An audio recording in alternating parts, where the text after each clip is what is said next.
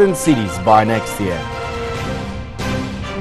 Also tonight, Greater Accra Regional Chairman of the NDC, Joseph Adekoka, has cautioned national executive aspirants to seek clearance from the regional office before embarking on their respective campaigns. He gave the warning when one of the party's flag-bearer aspirants, Guzi Tano, called on him to announce his campaign intentions.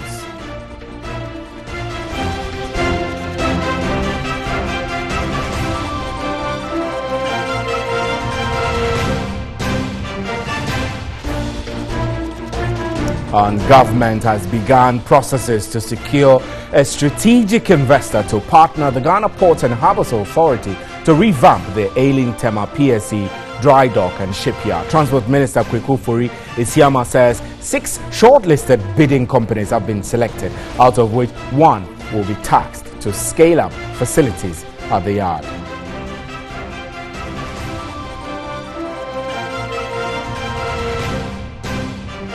Those are our major news highlights. Remember, we're streaming live on Facebook. You can hear me on 3FM 92.7. Let's start with our very first story. President Akufo-Addo has tasked beneficiaries of the Nation Builders Corps to ensure that the program succeeds. Addressing recruits at the Black Star Square in Accra, he assured them of opportunities to learn new skills and experiences to enable them secure permanent employment in the various sectors of the economy. The NAPCO program was instituted by government to address challenges facing critical sectors of the economy while providing unemployed graduates with jobs. The recruits will be serving in the Civic Ghana, Revenue Ghana, Educate Ghana, Enterprise Ghana, Digitize Ghana, Heal Ghana and Feed Ghana modules under the program. The beneficiaries converged at the Black Star Square for the official commissioning. National Coordinator of the program, Dr. Ibrahim Anya, said beneficiaries will receive further training to equip them for the world work. An average district with 350 NAPCO trainees will bring to the district on a monthly basis 245,000 Ghana cedis into the local economy. Annually, that amounts to that district 2,940,000 Ghana cedis in one district of the country. We can do the sums and multiply that across the 254 districts in this country. President Akufo-Addo explained the program is an intervention to eradicate desperation and restore hope and dignity to the Ghanaian youth. Help build a nation you will be proud of. Live by the core values of knowledge, punctuality, and integrity. Live as nation builders. Let us together fulfill the dreams of progress and prosperity that animated the great patriots whose toil and sacrifice brought us our freedom and independence. Beneficiaries of the program will be paid a monthly stipend of 700 cedis. NAPCO trainees must bear in mind the government is investing some 3 billion cedis of taxpayers' money into this program. Your monthly stipend is not free money, and you must earn every peso of it through hard work and dedication. Meanwhile, Imani Ghana has cautioned government on how it should handle the NAPCO program. Kofi Bento, the Vice President of Imani, has been speaking. Has government competently answered the question of the sustainability of this policy? We, as a nation, we have a situation with youth unemployment, and I think the government is seeing it as an investment to try and cure that problem. And to that extent, therefore, it is not driven by economics. I mean, sustainability is an economic analysis issue. But I don't think the government is looking at this as an economic issue. It is looking at it as a social and national security issue, and therefore is looking at investing against a certain potential harm that could happen to the country. We have arguments for and against that approach because we've analyzed the previous interventions of this nature, and clearly they are not sustained because they are not driven by economics, they are driven by politics. We hope that NAPCO will be driven by more than politics, that will also make economic sense. In other words, the productivity that we will get from NAPCO will be more than the investment that we'll put in it. But that depends on the leaders of NAPCO making sure that, like the president said, each person on the program earns his salary. Absolutely. So that we don't see the money as money we are throwing away for the work done. On that particular point of they working to earn the 700 will be given to them, we're not very clear as to whether there is a mechanism in place to evaluate their work or monitor their work, whether indeed they are reporting for work and they are not just being paid because they show up, but they're actually being paid for doing what they are expected to do. What do you expect in addressing this? You're right. I mean, we are not sure. We are not sure means we don't know if it's there or it's not there. But clearly the managers of NAPCO must make sure there is some sort of evaluation. It is not just evaluation for the sake of evaluation.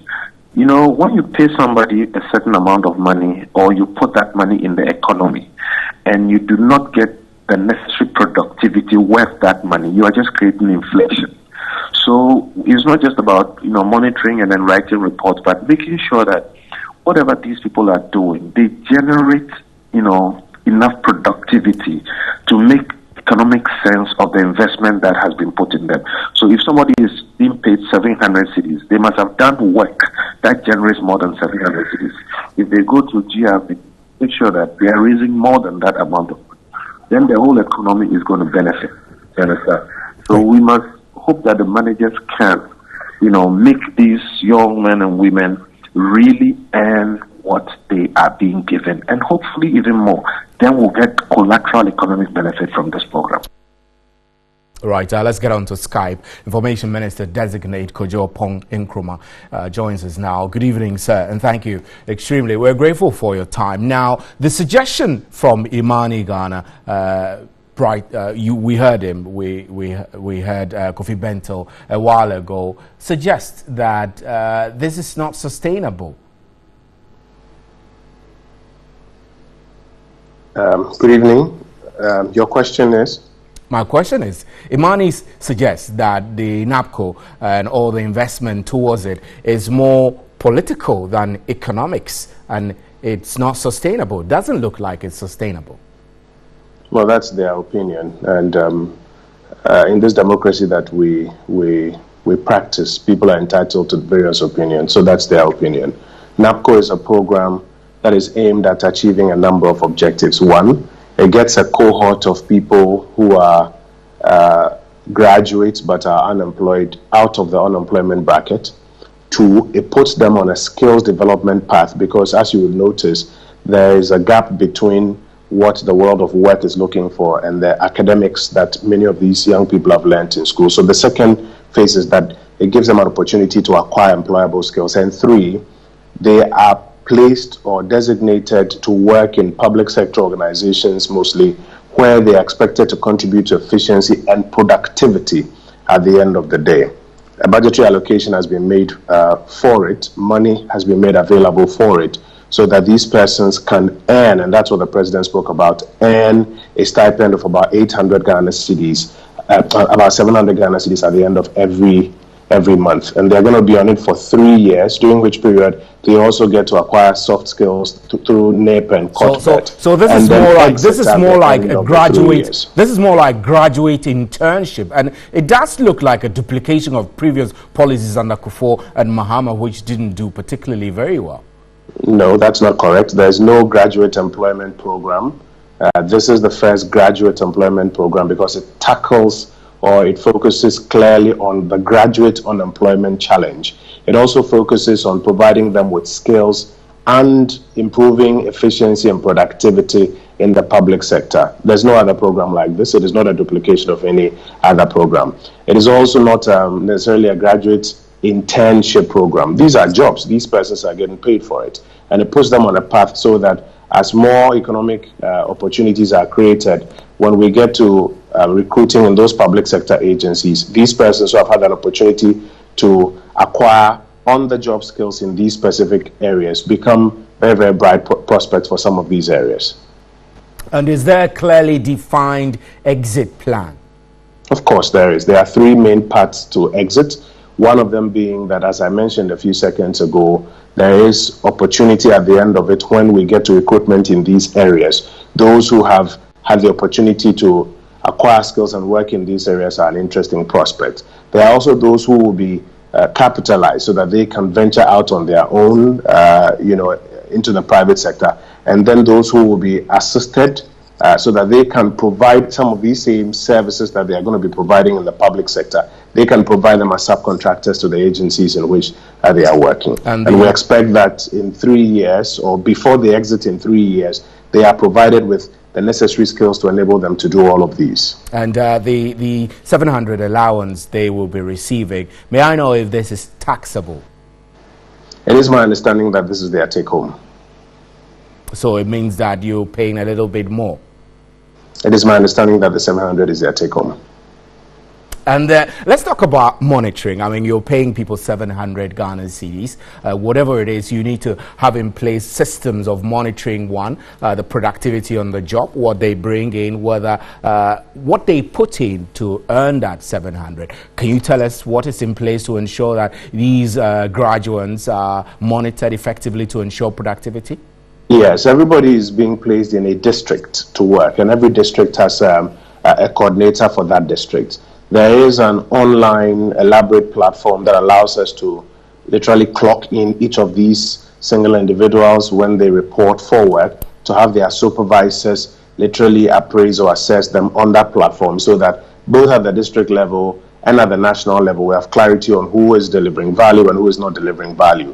That appraisal and that performance is also going to come in handy when eventually they are exiting, and there are those who are hoping to be onboarded to remain or to be retained in these entities as well. Right. And the idea is to ensure that they function and add to efficiency and productivity in these various sectors where they are working. Mr. Oponkroma, thank you extremely for your time. Kujo Oponkroma is Information Minister Designate, and this is NEWSAT10. We're live from the News Hub at Adesawe Kanda in Accra. You can also hear me on 3FM 92.7, and we're streaming live on Facebook and on 3news.com. We'll be right back.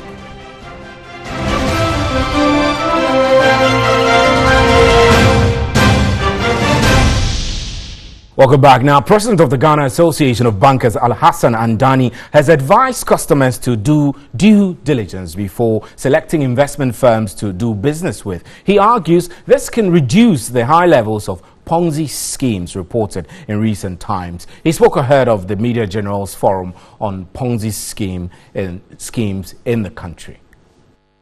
It's all about the buyer being aware, and managing expectations of earnings growth and moderating, what I don't want to use the word greed, our desire to get rich quick. We need to moderate that. When something is too good to be true, it's too good to be true. And my boss always told me, wherever there's smoke, at least there's smoke. So, this whole Ponzi scheme is very painful. It usually targets very unsuspecting, sometimes poor people who have their life savings, and you are given, it's very alluring. You are given a return that is just too good, and then you go in and then get bent. So it is a forum I look forward to, because we need to educate people, and also increasingly you're going to be on your own if you get into these schemes and lose money. You don't owe that, or government doesn't owe you any duty. When people are explaining to you what these can mean, and you say no, and you go in willingly, if there's a loss, it's yours. But again, as a responsible government or financial services people, we've got to let people know what is criminal and what is the right thing to do. So I look forward to that event tomorrow. Right, Media General will be holding his maiden edition of the Economic Dialogue Series tomorrow with focus on Ponzi scheme. Alfred Okanse, his head of business, is here joining me in the studio. Alfred, how are you? It's been a while we sat down like Absolutely, this. How's it going? It's going well. Great. So why are we doing this?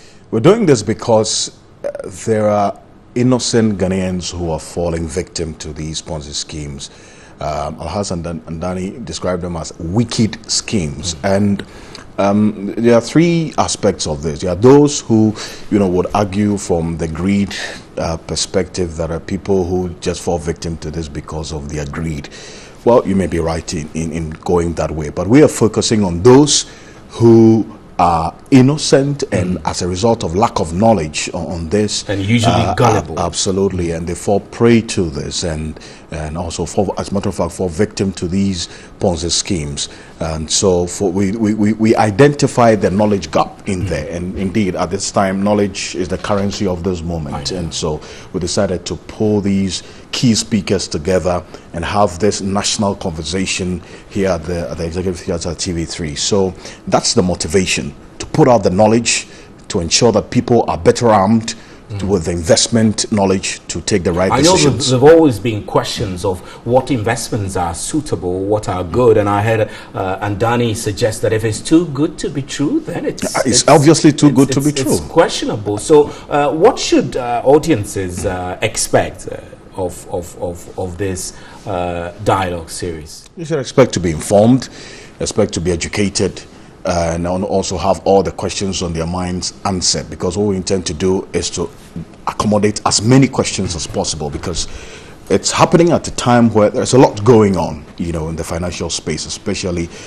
with persons who have been victim to one form of scheme or the other, so over the period. And this conversation is not limited to just what's happening maybe the next a year ago with DKM, 2 years ago with DKM, or any other. Over the last 20-25 years, we've had a number of Ponzi schemes, happening in this country where repackaging themselves in absolutely have fallen victim to. And so this conversation is opportune at this time, because we believe that if the right thing has to be done, it has to be done beginning with the knowledge, arming people with it.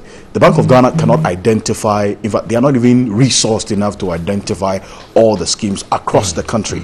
But then if Ghanaians are giving the knowledge to be able to identify that this scheme A, scheme B looks like a Ponzi scheme, they would even complement the work of the regulators. I mean, the Securities and Exchange Commission and the Bank of Ghana in this case, with the knowledge that, hey, this is happening here and there, so you can move in and clamp down on them. We are not alone in this. The United States suffered this some time ago. They have the biggest Ponzi scheme case in his history. And after that, the Securities and Exchange Commission of the United States put together a 13-point approach to dealing with this. And they're going by this. The question is, what have we done in our case over the period that we have had these Ponzi schemes? So it's a regulatory question that we're going to be finding out whether there is anything in place. So who are going to be the key speakers, and what are they bringing to the discussion table? So we're having a presentation from the Bank of Ghana, because they are regulated. Is crucial. Absolutely.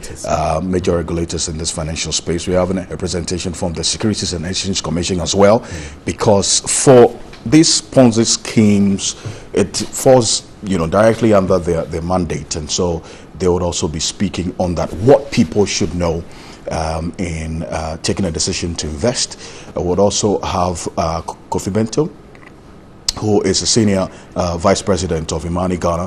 He's also a legal practitioner, also joining us to speak from the legal perspective. And then also we would have Ace Ankoma, who's also a private legal practitioner, speaking about some of the remedies that people who are falling victim to Ponzi schemes can take, and also giving enough education about what they should look out for as well. These are four key speakers for tomorrow. It's happening at 8 a.m. So when I know that we have the speakers coming in, and who are the type of audiences we are hoping to turn up here? I mean, we've spoken extensively about investors, but should it only be investors? Absolutely. Are we expecting, let's say, like business school students who are learning different forms of investment tactics and approaches? You're so right. We have a mix of audience. We have students from some tertiary institutions representing. We also have business leaders within the financial space. As a matter of fact, Hassan Andani, you heard speaking, is going to be there, together with some other managing directors directors of commercial banks in the country, because commercial banks also run some form of investment wing or investment department. Okay, so they are also major stakeholders in this. We also have ordinary Ghanaians, who want to know and get knowledge about investment and Ponzi scheme also coming in. So it's a mix of audience. It's going to be very interesting. But I must say that because the capacity, we are estimating that indeed we would have an overflow, and if we do, we have some measures in place to be able to take care of the overflow, but we can also encourage those who cannot make it to the executive theatre. Well, you don't want to give us a hint of that overflow right? Yes, because at least we're going to do our very best to contain everyone who comes here. Precisely. But if you're not able to, you can listen to it on 3FM 92.7. It's going to be live from 8 a.m. tomorrow morning. We're going to be live on TV3 as well, on Onia 95.1 FM, TV3 Ghana on Facebook. We want to make it as globally inclusive as possible. So the online audience is not left out. We would encourage them to also keep putting out their questions. We would get answers for them as well, wherever they are in the world. And what's the format going to be? I know that for dialogues like this, usually people do expect to be interactive during the process of the delivery. So is there going to be a moderator, for example, or there's going to be one key speaker? What's the format? Okay, so I am going to be the moderator, but then I am not going to have them sit and me ask the questions alone. So we'll have 15 minutes for all the speakers to deliver, a speech on the various topics, giving to them specific topics that feeds into the broad topic of investments in Ghana in the face of Ponzi schemes.